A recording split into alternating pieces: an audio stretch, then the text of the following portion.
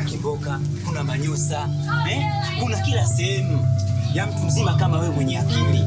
Yaani wamejaa kibao tu, unaweza ukajichukulia ukaenda ukapumzika. Mimi sasa kufanya vitu vile vya maajabu rafiki yangu. Maajabu?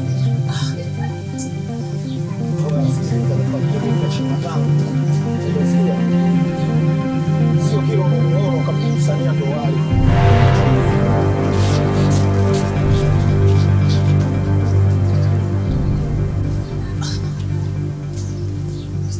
Sasa usikatuni zile michezo ya kitoto.